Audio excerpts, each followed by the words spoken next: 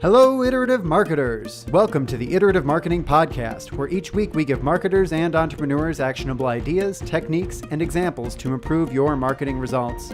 If you want notes and links to the resources discussed on the show, sign up to get them emailed to you each week at iterativemarketing.net. There you'll also find the Iterative Marketing blog and our community LinkedIn group where you can share ideas and ask questions of your fellow iterative marketers. Now let's dive into the show. Hello, everyone, and welcome to the Iterative Marketing Podcast. I'm your host, Steve Robinson, and with me, as always, is the relevant, always relevant, and sometimes on topic, Elizabeth Aaron. How are you doing today, Elizabeth? I'm good. How are you? I'm doing great. You're letting them into the inner workings of our meetings where I bring up random stories all the time. Yes, but it's always relevant, just not always on topic. No, and entertaining, usually entertaining. Yes. So I am in the throes of holiday gift selection and giving, which I have to say is generally not that big of a deal in our household for me because my wife Kim does a phenomenal job with it. But how about yourself? I am one of those people who has their holiday shopping done early. I've been done for a few weeks now, minus we're doing a gift exchange with my parents over Christmas, and we haven't been given the name of our person yet. So that's the only gift I still have to buy. But otherwise, we are good. We are done. Excellent. Mm-hmm. Yeah, I think I'm responsible for at least one white elephant gift. We've got 2 white elephant gift exchanges we participate in. And have you ever done one of those? Yes, they're so much fun. I love white elephant gift exchanges. So that's kind of fun shopping, right? Because you get to come up with something completely off the wall, and still, I think the rule is it has to be usable. So it's good. I think one year we gave a whole big case of Sprecher soda that sounded like beer bottles clanking around. So everybody wanted it because they thought it was a case of beer, only to find out. Yeah, exactly. It's soda. So that was fun. We have an awesome gift shop in downtown Coeur d'Alene, something monkey. I should know the name of it. Maybe it's the Brass Monkey. Anyway, they've got these phenomenal gifts that are fun and quirky, but you never really can feel like you can give them to someone, and then they're just perfect for white elephant gift exchanges. So excellent.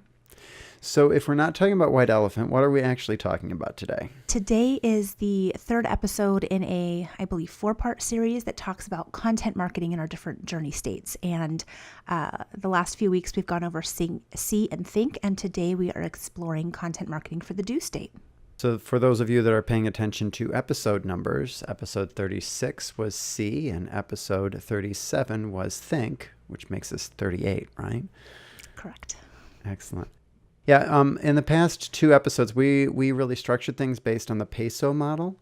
But when you get to do state, peso sort of breaks down, particularly in B2B organizations, because the audience is too small. So you can't use the same channels to reach them. So for a change of pace, we're going to break things down based on how we... different types of businesses and how those businesses would engage with content for the due state. So we'll take a look at what the objective is for content in the due state. And then, as Steve said, we're going to take a look at what that due state content looks like in a variety of different markets. So if we don't address yours, send us an email. We'd love to talk more about it. And then for each of those scenarios we outline, we're also going to talk about how we measure success and how we iterate on it. Now, before we jump into the why behind content in the due state, I think it's important to take a quick step back and look at how things have changed in the last few years in relation to content marketing in general, because I think it really comes to a head when we hit due. And in my mind, it comes down to the fact that people just don't like talking to each other like they used to. No, things have changed.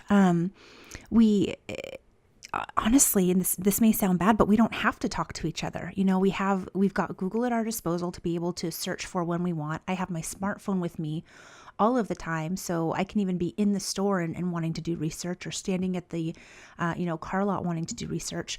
And it's just sort of how our society what we have become as a society. And there's some expectation of being able to communicate on your own time too. I mean, Facebook is a great platform for social communications where you can jump in and out when you have the time and want to make the time. And the same thing is true of text messages. We jump in and out of conversations when it's convenient to us. And so when we look at that in the context of a commercial transaction, now we as consumers don't want to have to be having conversations with a salesperson in real time. We don't want to have to go to the store and talk to people on their time. We don't want to have to talk to a salesperson in the context of a business transaction. We would rather be able to do what we want to do when we want to do it. As consumers, we want to be in control, and that's only really possible through content, right? Exactly. Now, before we started recording, you had shared a really interesting statistic with me that, sales is having a hard time reaching people because of this sort of change in behavior. Do you want to talk about that at all? Yeah, I mean, you look at sales organizations are having a significantly harder time conducting business than they used to. A recent study said that it's now down to up to 18 dials just to reach someone, and fewer than a 1% response rate on telephone prospecting. And I know that we're seeing this with our clients, and shifts towards inbound models because outbound sales has become harder. Well, even when sales does reach the person, to your point earlier, we're self-educating. And so what have they self-educated with? Is it correct information about our brand? Is it incorrect information about our brand? Or have they been getting information from one of our competitors and we're not even on their list anymore? So it's really changed the dynamic. And to your point, like you said earlier, it's made do content so important as we move through the buyer's journey. Yeah, because the consumer wants to be in control, and the only way they can really be in control is if they have the tools and the information to be in control, right? Otherwise, they're flying blind, and we will engage in business in places where we feel like we're more in control, where we have those tools, where we have those resources, whether they're being provided by a third party in the form of a formal write-up or review, or like consumer reports, or whether it's peer reviews, or whether it's the tools and the guidance provided by the brand. Well, and it comes back to what you talk about all the time. You want to do business with brands you know, like, and trust. And again, whether that content's coming from you or coming from a third party, that's helping to build that trust, create that trust, and it makes you feel better about your purchase. Yeah. So how does content play into due state then? What are our goals as we introduce content to the consumer at their due state? So I think it's what we just talked about. It's providing that utility and really greasing the skids through the purchase process so that the consumer feels comfortable and feels knowledgeable enough about the purchase and engaged with the purchase that they want to move forward with it. Yeah, and unlike see and think content where we have to be careful how commercial the message is, we don't want to be at all salesy. This is sales content because it's helping that person understand, feel comfortable, and feel in control as they complete that sale. So it's inherently very commercial. It includes prices, it includes features and benefits, it includes details and comparisons and stuff that would come off as very salesy if you introduce them very early in the buyer's journey. And not only that, but the customer wants it at this point. I mean, they have made the decision to make a purchase. And so before, where we were trying so hard to not come off as salesy, they actually want you to be salesy at this point because they're ready to move forward. So now is when we get to talk about all of those things that, we wanted to talk about before, but we know that they weren't ready to listen to. Yeah, it is important to understand that when we say salesy, we don't mean promotions or act now or buy now or coupons or anything like that. That's all direct response marketing. That's not what we're talking about in terms of content marketing. We're talking about content that adds value to the buyer as they're completing that buying purchase, not outbound pushy sales messages getting people to act. That's a different type of advertising or marketing. Well, and a lot of times, it's justifying the purchase, whether it's justifying the purchase to yourself, or you've already made up your mind, but now you need to get your spouse on board. You need to make sure that they're on board with this decision as well, so that you lead a happy life after the purchase is made. Well, and that's the same is true in business, right? When we're making a business buying decision, it often has to be circulated, or we have to make sure that we have our ducks in a row should somebody come back and question it later and say, why did you buy this? Well, here's the case studies and the sell sheets and everything that said this was a good purchase. So what exactly does due state content look like? It really depends on the business you're in. And so I think the best way forward here is for us to break down a couple of different types of business organizations, really at that purchase point, and talk about how content plays a role for those different types of businesses. The first one that comes to mind, the most obvious one to me, although we do a lot of work in B2B, so that's probably why, is when you start talking about B2B with a sales force, because there, oftentimes a lot of your content marketing sort of shuts off at the point where the customer or the prospect hits due, because you don't want to be providing the wrong information for the buyer in that particular instance. And if it's a complex enough sale to require a salesperson, chances are there's a variety of different ways that salesperson can go and different pieces of information for them to provide. So at this point, we hand the content delivery off from something like a marketing automation system over to a salesperson to deliver that content. So this is going to be things like pricing guides, onboarding processes, product configurators. Is that a word? Did we make that up? Possibly, but that's all right. But at the end of the day, these are things that are going to be offering utility and ease that process. Again, help reinforce that buying decision that the choice you're making is the right one. And sometimes this is content that is provided to the sales contact, probably the decision maker, but stuff they can use to circulate within the office. So sometimes they are sponsoring a project. They need to get buy-in from their boss or other stakeholders within the organization. A lot of due state content in your more complex B2B sales is really, really content that you can hand off to somebody inside the organization to go and make that sale for you to everybody else. That's a really great point, I think, because when we create content, we always want to create it with a specific end user in mind. But we have to realize that when we get to due state, we don't necessarily always know who is going to be the recipient of what it is that we're mailing. It's not just, or emailing, it's not just that it's going to who our contact is, but it may be going to the purchasing department. It may be going to, someone in the C-suite. There's a whole range of people that could be touching this document. So something to keep in mind as we work on that collateral. Yeah, and that's where having your personas buttoned up, having your customer journey clearly documented, and definitely involving the sales team in that process. Because as a marketer, we're really not privy to what goes on at that point in the sales process behind the closed doors of our prospects, whereas sales has some insight into how things get shopped around within the prospect's business. I can't tell you how many times we've been in a customer journey discovery meeting, and the sales team has introduced a role or a persona that I never even would have imagined was part of the purchase process. And then they explain it. It's like, of course, you can't make the decision without this person. So, you're right. Having sales be part of this discussion is key. So how do we measure this content? Because it is being hand delivered. I mean, what's the opportunities for measurement? Yeah.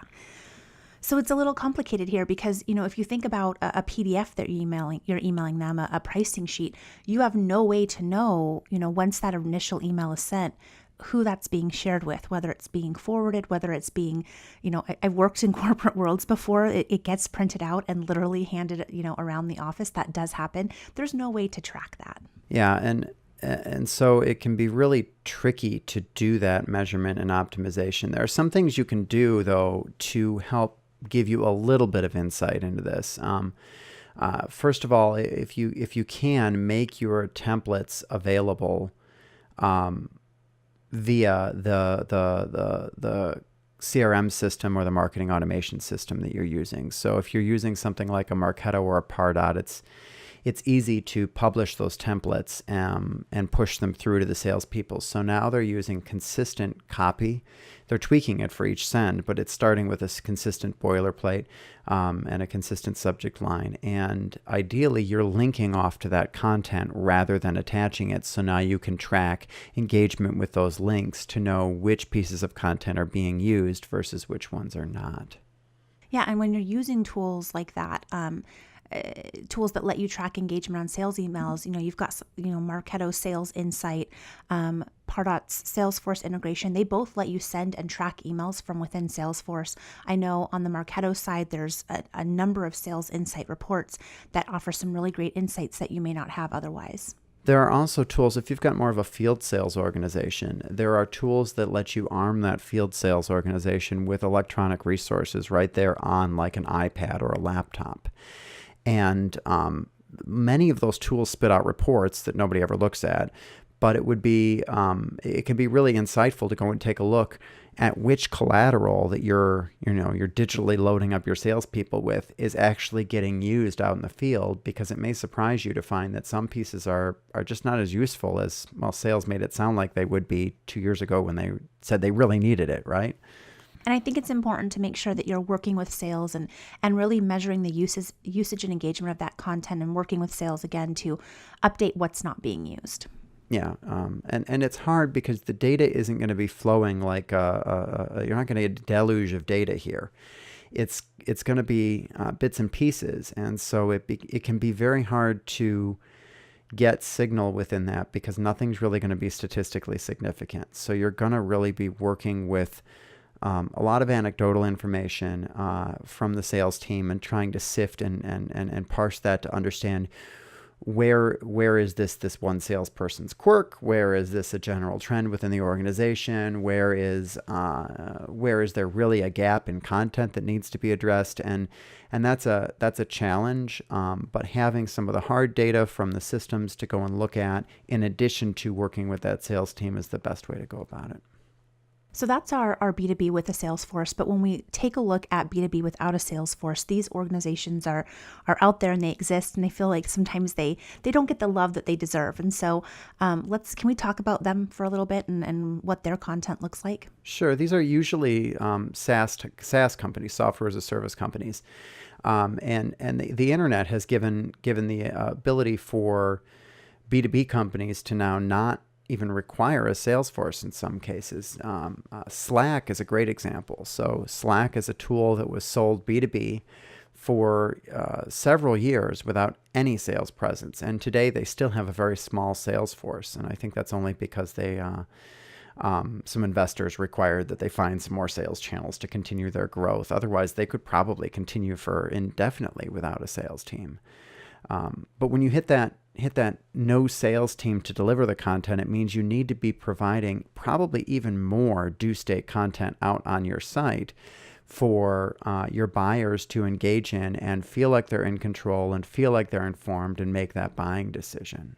So similar to our B2B with the Salesforce, this type of content is going to be things like adoption guides, pricing comparisons, onboarding price processes, anything that someone who is getting ready to make this purchase is potentially looking for, either to reinforce the decision they've already made or try and figure out kind of what this is going to look like if they were to move forward, because they want to feel comfortable with the decision that they're making. And again, because you don't have that Salesforce, this is primarily going to be self-service content. The nice thing about it being self-service content, though, is that it's highly measurable. You have the ability to easily track which content's getting downloaded, which pages are being read, which pages are being scrolled down, which onboarding videos are people actually watching before they buy. And chances are the purchase decision is also online. And so applying an attribution model is relatively straightforward too. Now, are you going to have that deluge of data in order to be able to know with statistical significance that these 3 videos are what really help somebody understand and feel confident to buy? Probably not.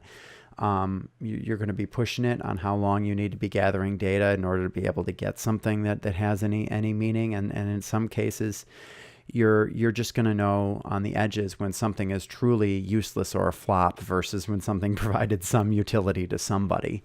But some information is better than nothing when you're going through and attempting to iterate and improve. Mm-hmm.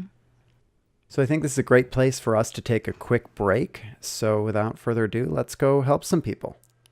Before we continue, I'd like to take a quick moment to ask you iterative marketers a small but meaningful favor and ask that you give a few dollars to a charity that's important to one of our own.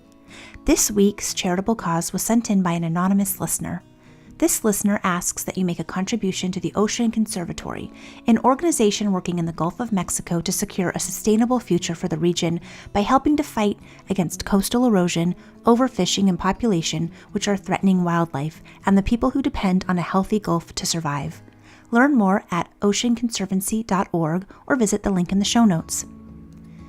If you would like to submit your cause for consideration for our next podcast, please visit iterativemarketing.net/podcast and click the Share a Cause button. We love sharing causes that are important to you. And we're back. So before the break, we talked a lot about due state content, why it's important, and how it's different from other states. We talked about what our goals are with due state content and what isn't content marketing. And we talked about B2B. Now I think it's a good time for us to break into B2C. We've got a lot of marketers out there that are listening to the podcast who this is their target market. They are consumers. And we've split this into two areas, what we call the considered purchase, and then kind of what we call everything else. Do you want to talk about considered purchase? Everything else. Sure. So considered purchase, these are consumer purchases that look a little bit more like a B2B purchase in that generally there's a longer buying cycle and there are multiple stakeholders within the household. So these are things like when you go to buy a car or when you go to buy a washer and dryer, or even when you're making healthcare buying decisions. They're not things that you're going to do on a whim. They're not things that decisions that you're going to make without involving a spouse in many cases. And so they're longer sales cycles. And here, everything looks a lot like B2B. The big difference is your audience is a lot bigger because everybody needs a washer and not everybody needs a car, but a lot of people need cars.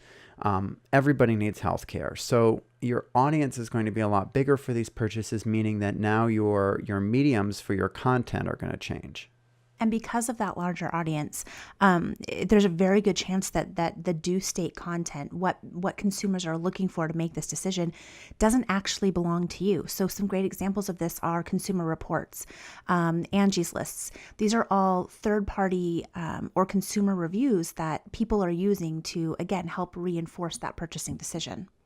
Not all of that content is in other people's hands, though. I think a really great example is if you go out to Ford.com, they have an entire section of their site labeled shopping tools, which includes product literature and that sort of stuff that you'd get if you were in a showroom. But it also includes tools like what is your trade-in worth, so you know that before you walk into the showroom, and other things that you wouldn't be doing if you weren't in that due state. So when we get to measurement and iteration, here we have a bit of a challenge in that the purchase is often occurring offline while the engagement in the content is occurring online. And so we really are challenged to try and figure out which pieces of the due content were part of that journey. Do you want to explain that a little bit more? Sure. So if you think about your process when you go to purchase a washer or dryer, you're going to spend some time online taking a look at consumer reviews on various sites. Maybe you'll find a blogger that wrote up a really great write-up on comparing a couple of models you were looking at.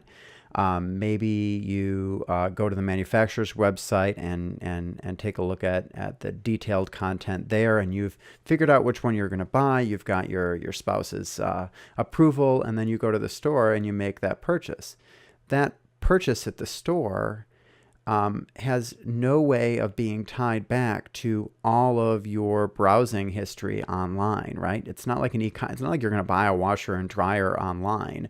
Some people do, but most people are going to go down to a store, take a look at the product, feel the knobs, and make sure that it has exactly the features that they're looking for, and the thing isn't ugly as sin, and go from that route. So it becomes two completely different things. As a marketer, we want to know which of those research activities, particularly the due state ones, contributed to that purchase. But today, It's really hard to connect those dots. There are a few companies that are trying to take that offline behavior and tie it back to a purchase, usually tying it to a credit card or some other data. But that technology is still early, and it's expensive, and it's not the most reliable. In the meantime, that doesn't mean that you can't get answers. It just requires a little bit more work. So one way that you can do that is surveying your buyers after the purchase to find out what they found most helpful when they were making that decision. That can be a very effective way to learn what's working, and maybe where there may be opportunities to create new content that can better assist buyers in the future. Yeah, if you create this whiz-bang tool and nobody's using it, it means that it's not all that helpful, or they don't know about it. And that's an opportunity to iterate and improve upon that buyer's journey. What about other B2C? What are we looking at there? The non-considered purchase, the inconsiderate purchase? I don't know. I don't know if it's inconsiderate, but these are going to be those split-second decisions that you're making. A lot of times this is focused on consumer packaged goods like toothpaste. For example, I'm not going to sit necessarily and reference blog posts as I stand in line at Target trying to figure out what to buy. I'm going to go to brush my teeth in the morning and realize I cannot squeeze another drop out of here, and I've got to go to the store before bedtime tonight so I can brush my teeth again. And my decision is going to be from when I realize I run out of toothpaste until I pick that product off the shelf. And sometimes it's not even that long. Sometimes it's just when I look at my list again and realize that it's there. So this presents an interesting sort of conundrum for marketers, because our do content has to be where the customer is shopping, because that's really the only time that they're thinking about this actual purchase. And here space and time are both very limited. Yeah. So examples in an e-commerce context, this is the landing page copy that you've written. If you look at physical purchases, restaurants or stores, retail, this is your signage, this is your packaging. So it's small little bit of space, not a ton of copy you can put on there. And quite frankly, the consumer isn't going to take a whole lot of time to read it either. So it becomes key to make sure that you're packaging it concisely. I'm sorry, I can't remember words today. Concisely and taking advantage of what little influence you have. Yeah, it kind of forces us as marketers to rethink the concept of content marketing in that specific application and think, what space do I have to market to these people, and taking advantage of all of those opportunities, like you said, whether it's packaging, whether it's signage, sort of different elements that you can put out there that can spark their attention in that very short time span when they're making that decision. Quite frankly, this becomes really hard to measure and really hard to iterate on. And it's an area that I think I don't know that we've done a ton of work in, and it really is a hard nut to crack. I think when we're talking on the we're talking about e-commerce, and on the landing page side, we've got some of those original those digital pieces in there that we can definitely iterate on, and we can measure, and we can run tests. But that's a little bit harder when you get into your actual point of sale position within the store. So physical good type exactly, stuff, yeah. Exactly. But it doesn't mean that it can't be done. You just have to think a little bit more outside the box to make it happen, I think. Yes. Yep. So we talked about business to business. We talked about consumer goods. What about our nonprofit friends? Yeah, nonprofit is always its little own unique being out there, and often gets overlooked. But it's very important to take into consideration your due state when you're marketing good, right? Yeah, well, and it's interesting because when you're talking about nonprofits, in a lot of cases, you may have multiple due state messages. You may have your small donors versus your large corporate donors versus people who you're asking to volunteer their time.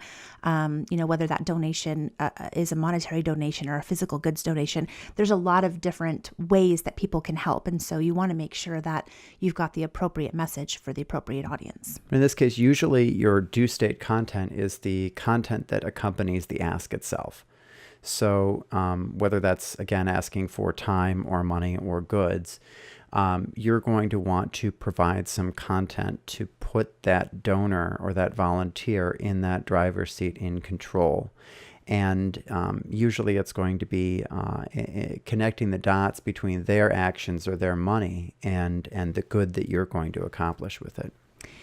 Here, measurement and iteration is possible, and we kind of jump back to some of what we've talked about before in terms of A/B testing. This works both for our electronic messages, but also if we've got printed content that we're delivering. It's very easy to print two different versions and test those against each other to see if one solicits more donations than the other.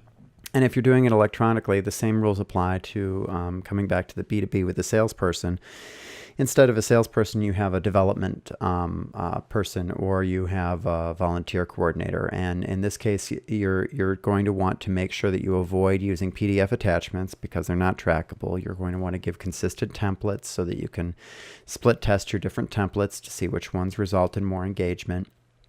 And you can track downloads to see which downloads are getting used, et cetera, et cetera. Okay, so I think that wraps up every scenario. I can't think of anyone that we've left off for this episode.